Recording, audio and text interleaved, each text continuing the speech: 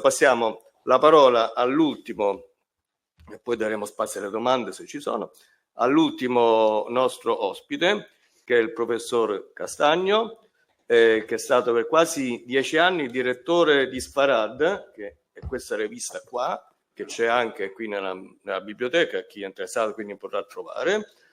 Devo dire intanto complimenti per la copertina. Il professor Castano l'italiano lo capisce, parlerà in inglese, ma comunque, per cui complimenti alla copertina. Forse pure noi dovremmo, o voi, dovremmo forse cambiare un po' le nostre copertine. È stato insegnante specialista di storia medievale, ha studiato anche all'Università Ebraica di Gerusalemme, dove anche ha insegnato, insegna anche all'Università di Madrid, ha studiato anche ad Harvard e ci parlerà proprio ed è anche presidente della European Association for Jewish Studies, e ci parlerà degli studi ebraici, i giornali che parlano di studi ebraici durante i tempi bui, la rassegna e altre pubblicazioni del genere nell'Europa del Sud. Prego. Grazie. I'm going to speak in English, so I want to apologize for using a foreign language. It's foreign both for you and for myself also. And also I want to thank the invitation to be here today, especially to Miriam Silvera and the organizers of this conference. Concerning the cover of Sefarad, I have to make two things. We changed the cover in 2006. I was obliged to change the cover. So we changed it, and it was very difficult to put everybody together to agree with the new one. From starting this year in 2024, the journal is not anymore printed. We only have starting in 2024, Sefarad is not anymore printed. Only an online edition is made. So, but I'm not anymore responsible for the edition. It's better to not tell this. Yeah. So, on the occasion of the 120th anniversary of the Revue des Études Juives in 2002, with a delay of 2 years, a roundtable titled Jewish Studies Scientific Journals, Past and Present, La Revue Scientifique des Études Juives, Passé et Avenir, was organized in Paris. This French journal, established by the Société des Études Juives in 1880, became one of the longest-running periodicals specializing in Jewish studies, marking the emergence of the field as a scientific discipline. The roundtable aimed both to situate the journal within its historical and intellectual context and to highlight the broader potential of scientific journals in Jewish studies worldwide. The roundtable discussion primarily focused on publications from France, including the Midi, Germany, the Monatsschrift für die Geschichte und Wissenschaft des Judentums, Great Britain, the Journal of Jewish Studies that was established in 1948, and Israel, as well as some Yiddish language journals. However, it notably overlooked publications from the Mediterranean countries and the US, especially the Jewish Quarterly Review that was originally established in Great Britain in the late 19th century. So most notably, countries such as Italy, Portugal, and Spain were excluded from that roundtable. This region saw the emergence of Jewish studies journals in the 1920s in Italy and Portugal, and more exceptionally during the early 1940s in Spain. Whether the omission was due to oversight or intentional neglect remain unclear. In 1925, la Reseña Mensile di Israel was established in Italy, following in the steps of the Revista Israelitica, and it was followed in 1928 by the launch of the Lisbon Revista de Estudos Hebraicos. Both journals were initiated by Zionist activists Dante Lattes and Alfonso Pacifici in Florence and Moisés Ben Sabat Amsalak in Lisbon. In Portugal, there was a burgeoning interest in Jewish culture during this period, coinciding with the rediscovery of the Marranos. So this development had a profound impact on the Jewish world, exemplified by initiatives such as the British Committee for the Salvation of the Marranos, which followed the earlier efforts of the Obra de Rescate, led by Captain Arthur Barros Basto. This phenomenon also left its mark on the pages of the Raseña Mensile de Israel, which in its early issues, I think it was in 1925-26, serialized Samuel Schwartz's book on the Portuguese Marranos of the Beiras and Trás-os-Montes regions. So the Portuguese journal disappeared after a first and only issue, and the situation of the Jews and the Marranos in Portugal considerably changed in the late 20s after the establishment of the Novo Estado. Concerning Spain, there is only one exception related to the establishment of a very short Jewish studies journal. It's called the Renacimiento de Israel, that was established in 1924 in the southern town of Algeciras, and it lasted until 1933. It was led by a Zionist activist from Poland, Asher Perl, and this is something that could be seen as a parallel of La Raseña Mensile de Israel. 1 year after the establishment of the Raseña, a Spanish translation of Dante Lattes' Apología del Hebraísmo, Apología del Hebraísmo, was published in Madrid in 1926. The original Italian text was translated by Matilde Pasigli, Alfredo Pasigli and Emma Medina daughters, born in Palma de Mallorca in 1895.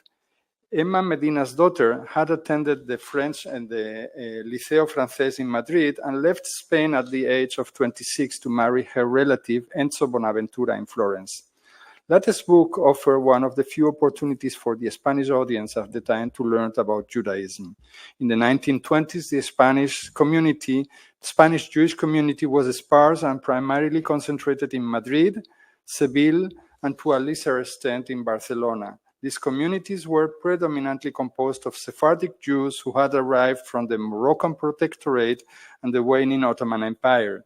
Beginning in the mid-19th century, Jews had gradually re-established a presence in Spain, and community life was often influenced by European Jewish individuals, such as the members of the Bauer family.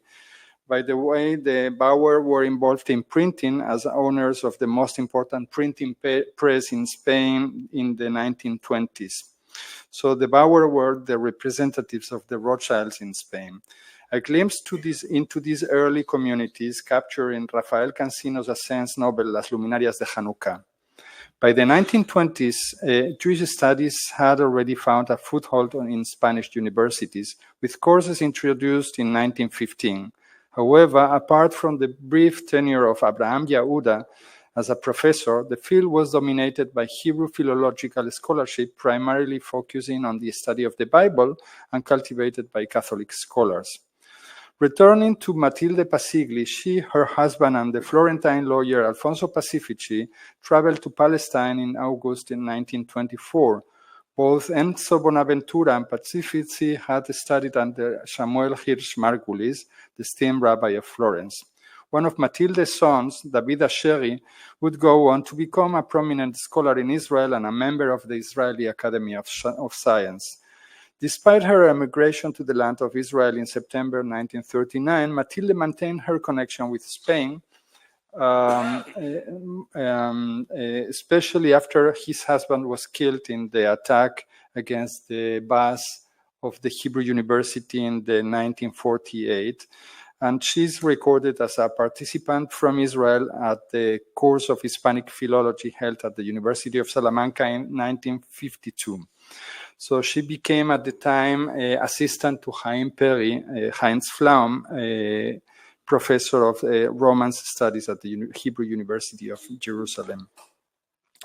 La Reseña Mensile de Israel became in its early years a key platform for publishing significant studies on Italian Jewry. Among the notable contributions are the works of Attilio Milano, whose series of studies were published over 2 decades between 1931 and 1953. This included groundbreaking articles on the economic history of Italian Jews during the closure of the ghettos 1931, as well as studies on medieval and early modern history. His topics range from Jewish bankiers and their private lives to cemeteries, 1934, Daniela Pisa's Capitoli, 1935-1936. The journal experienced an hiatus during the years 1939 to 1948, but Milano resumed publishing in the Rassegna soon after its relaunch.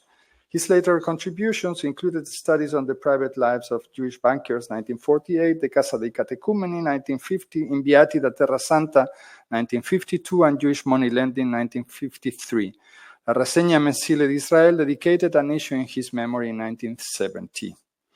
Other journals were established at the time in Italy, such as the Annuario di Studi Ebraici in Florence, where Vittorio Colorni published several of his works. The racial laws of the late 1930s forced many Jewish scholars to emigrate from Italy and other European countries, often to the land of Israel or to the United States.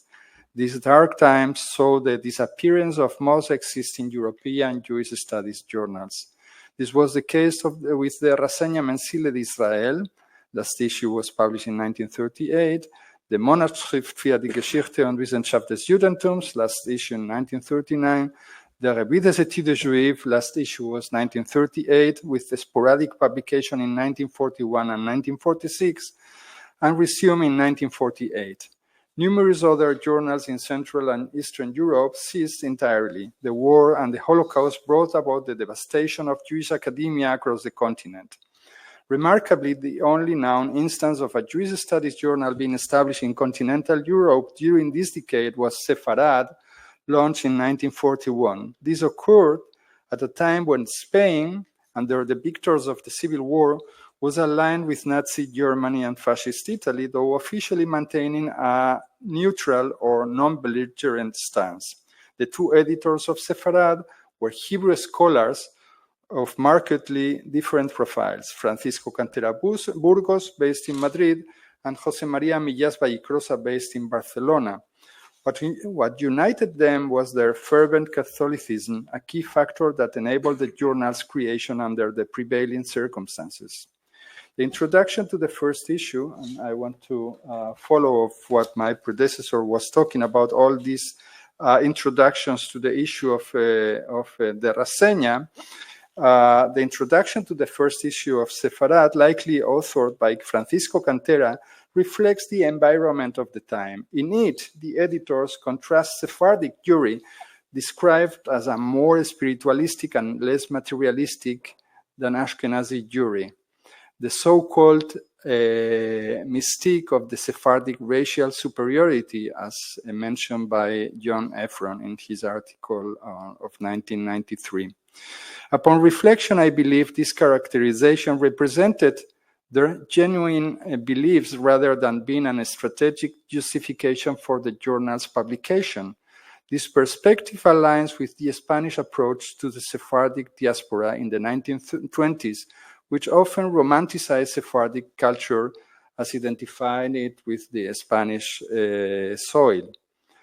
In contrast, for instance, we have experienced in the 40s, in the 50s, episodes of anti-Semitism in Spanish universities. The most notable case is that of David Romano, Professor David Romano, who became a professor of Italian studies at the University of Barcelona, but could never be a professor of Jewish studies.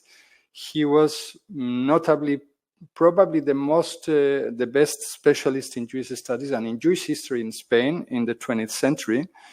And in 1957, he tried to get the chair of Hebrew at the University of Salamanca, but because he was Jewish, he could not get it.